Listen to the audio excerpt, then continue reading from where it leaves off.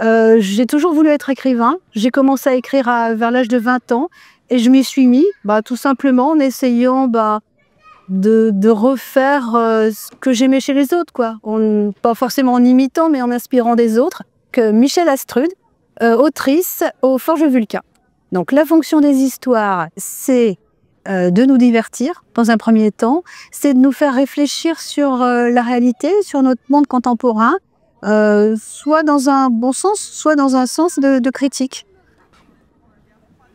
Alors, c'est important pour moi les modèles littéraires parce que, alors effectivement, j'ai Richard Brotigan, c'est un auteur américain, je ne sais pas s'il est tellement connu maintenant, j'ai découvert à 20 ans et il a, alors j'ai plus les livres en tête, mais il y a La vengeance de la pelouse, enfin c'est des titres un petit peu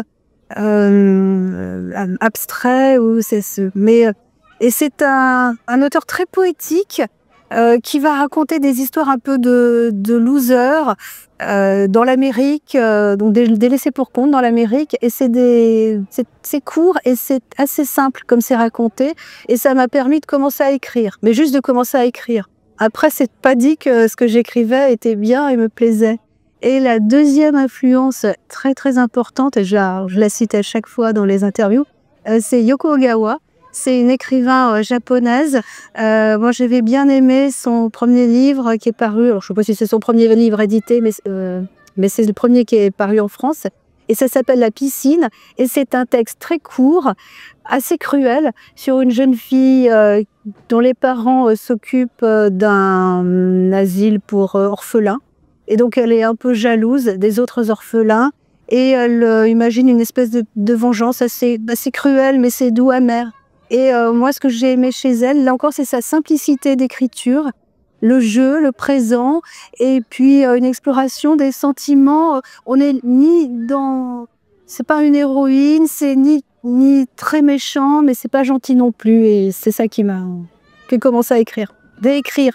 Parce que, donc, comme je disais, j'ai beaucoup écrit pendant une dizaine d'années. Mais ce que je faisais ne me plaisait pas beaucoup. Et avec Ogawa, j'ai commencé en partant sur des choses très courtes, des nouvelles. Et puis après, c'était de plus en plus long. Par la lecture. Là, et puis, moi, j'écris depuis très longtemps.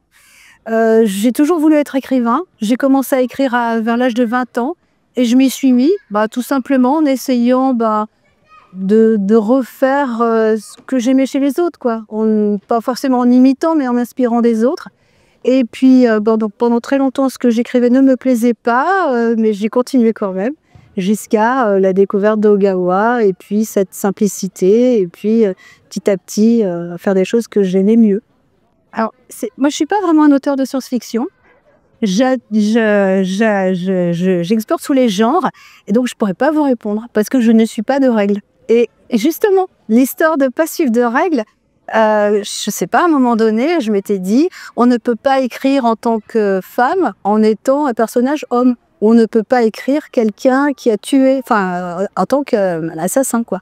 Et en me disant ça, je me dis, c'est complètement idiot.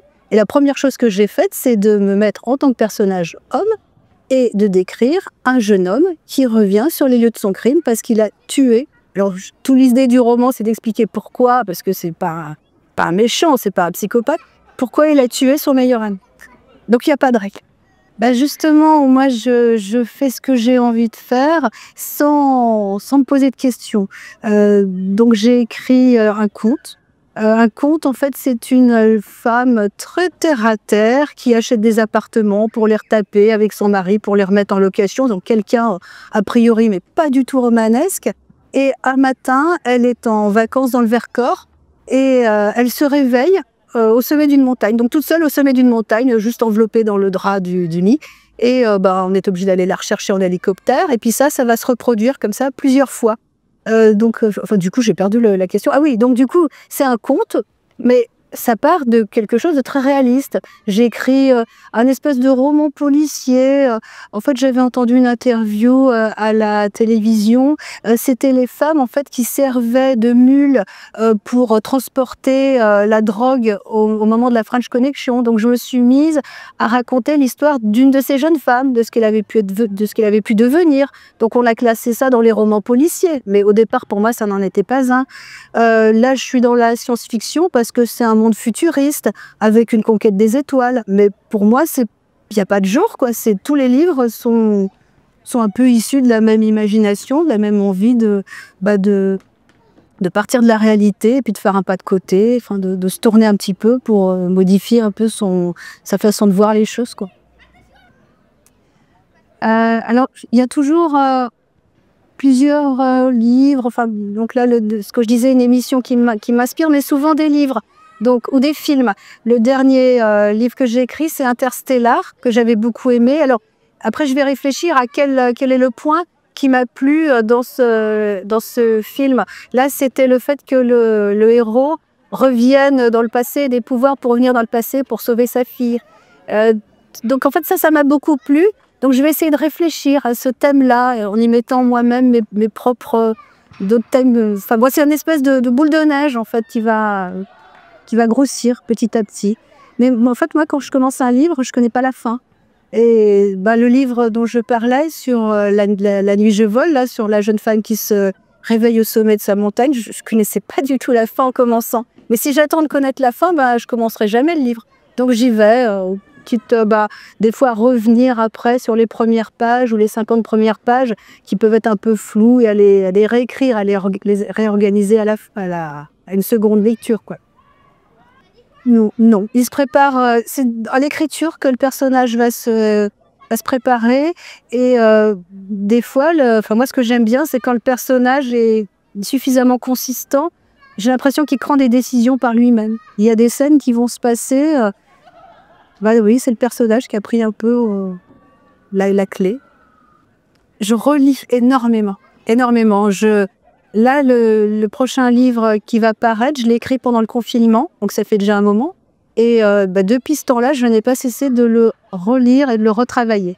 Donc je relis énormément et j'aime bien laisser passer parfois plusieurs mois, jusqu'à 6 mois, et reprendre un livre en laissant comme ça reposer une durée aussi longue, ça permet d'avoir un œil neuf et très critique.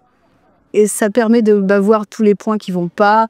Parce que même si on a écrit beaucoup de livres, en fait, les idées s'organisent d'une façon qui n'est pas claire, qui n'est pas logique. Et donc, oui, la relecture. De commencer par une petite chose, une petite histoire. Il faut vraiment quelques pages.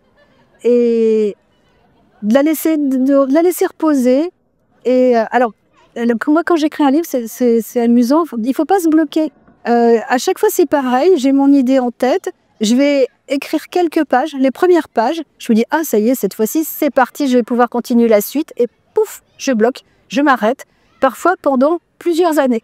Donc voilà, il ne faut pas se bloquer, mais il faut insister, même si ça ne plaît pas. Si on a envie d'écrire une histoire, c'est qu'il y a quelque chose dedans qui est important. Donc il faut faire confiance aussi à soi. Et puis insister, pas être trop ambitieux au départ. Les intelligences artificielles, c'est comme un petit peu les images. Elles mettent en forme des banques d'images.